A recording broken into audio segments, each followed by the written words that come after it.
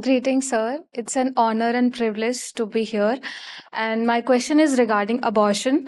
There is a recent debate going on in US and worldwide. Recently, US and Poland have passed laws restricting abortion access. While on contrary, if we see that there are women activists and feminists and women like us, we support that abortion should be a legal right and it should be accessible to women, considering their health and their rights also. While there is this Texas Senate Bill 8, there was in US, which banned abortion, like up to 6 weeks of pregnancy. Also, there are pro-life people who say that in like they quote from Bible. There's this Psalm 139 13 to 16 reference which they give, and they say that it's a murder because life is some form of God or something like that. I don't have the clear idea, but I have some references to that. So what's your stance on this, and how should we navigate through it? Because in a progressive society, and basically especially in India, when developing nations see developed countries and they pass such regressive laws, how should we see that and how should we move forward? Thank you. First of all, you have to understand the philosophy the whole thing is coming from. So there is this woman. The woman is also a life form. If you are pro-life, then the woman carrying the baby in the womb, the woman is life and a bigger form of life. Yes. Then there is the baby in the womb. And somehow it has come to this that the woman does not want the baby. The woman does not want the baby. So now it's no more a harmonious situation where the woman wants to carry the baby and the woman and the baby are one and their interests are aligned. They are no more aligned. The woman is saying, I don't want to carry the baby. So choice has to be made between the two. This life form and that life form. Ideally, in the best of cases, we would want both to be saved, both to live and prosper in the best way possible. Correct? That's the ideal situation. Nobody wants anybody to be killed, be it a grown-up human being or a little fetus. Nobody wants anybody to be killed. That's the first thing.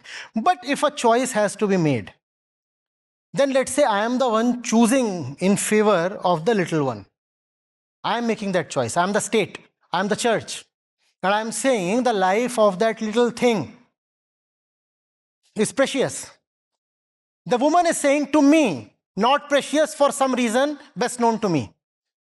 The church or the state is saying, no, it is precious. It is very precious. Then my question is, to whom is it precious? To whom is it precious? It is precious now to the state and the church. So then they should take ownership.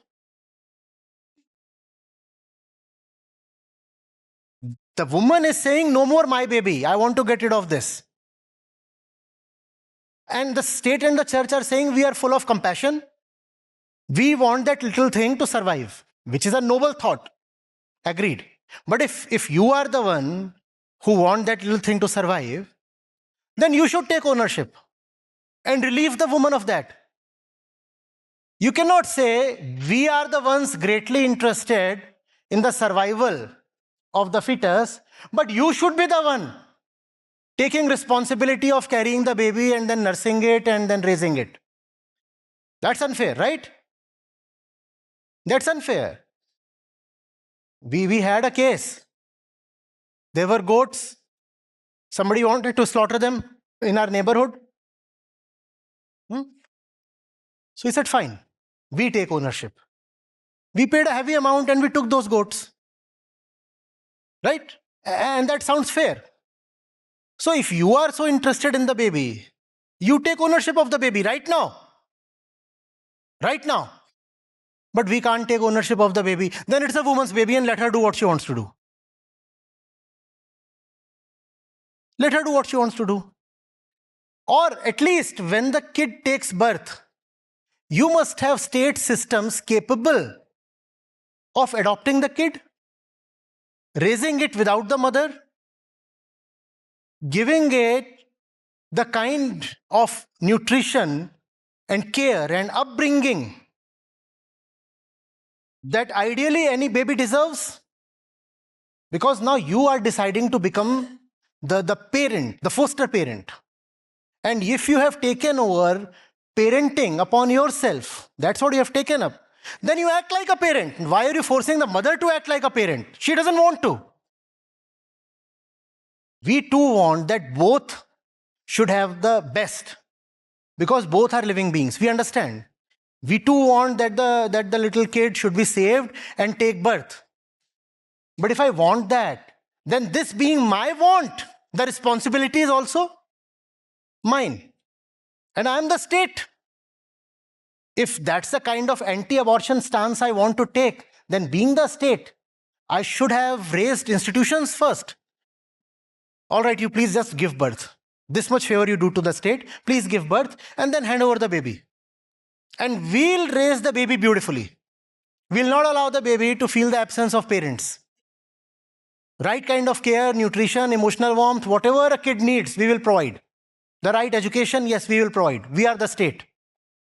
Now, instead you are saying, no, you give birth and then you carry it. Even if you have 5 kids, you still give birth to the 6th one. Even if you are saying you are frail and weak of body, you still give birth. Even if you are not in the right emotional state, you still give birth. Even if you feel you have been impregnated by deception, you still give birth. That's not fair. Yes, we all want the baby to survive. But for that little thing, the welfare of this big thing cannot be compromised. When it comes, when it comes to choosing between life forms, don't we all have to make choices? Life is life, but not all life forms we take as equal, do we? Do we? Certain forms of life are more important and valuable than other forms of life. Similarly, between the mother and the little thing in the womb, it is the mother that holds importance. And it is the mother's opinion that counts. Being the state, one thing I said, we should have had institutions. If I want to take an anti-abortion stand, then I should have had institutions, first of all, for taking care of babies saved from abortion. That is the first thing. Second thing, if you are complaining that too many women are opting for abortion, then you have to ask yourself, what kind of education have you provided your girls? And providing education to the girls, isn't that the responsibility of the state? The responsibility of the state, and that's enshrined in our constitution as well, the Indian constitution. The responsibility of the state is to provide great education, raise capable human adults, and leave it at that. I have educated you well, I have raised you well, and now I'll respect your decisions. That's what education is all about. In fact, now, if I foist my decision on you, that's an insult to the education I have provided you. What is the point of education if even at the age of 25, I have to command you?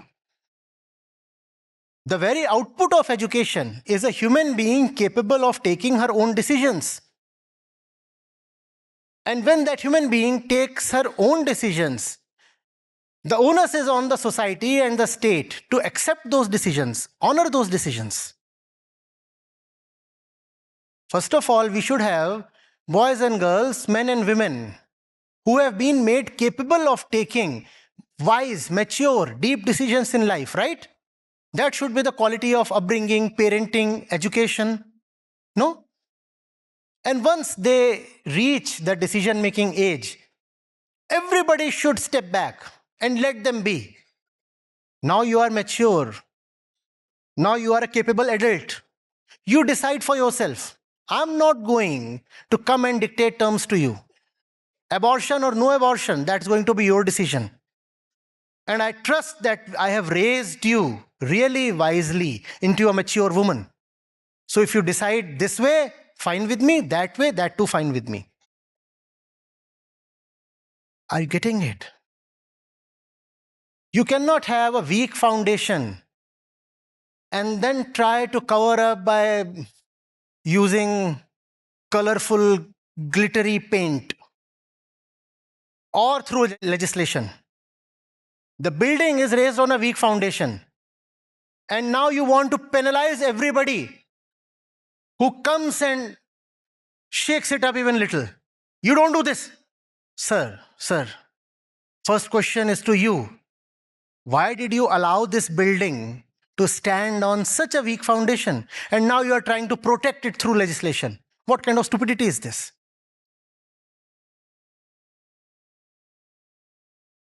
Getting it? Huh? Do you see the ugly kind of interference of organized religion here? You can have abortion till so many weeks or months, and after that you cannot have. Why? Because this particular month, the soul enters the womb. What nonsense. If it's a living being, it's living from the outset.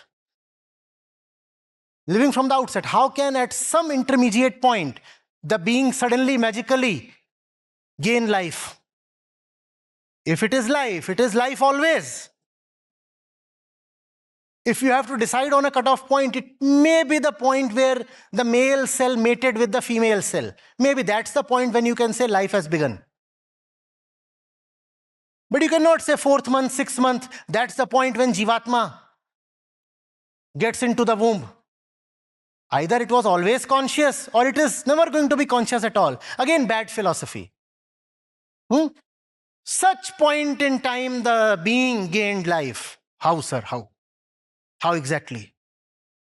Neither science nor spirituality supports this. Only your random beliefs support this.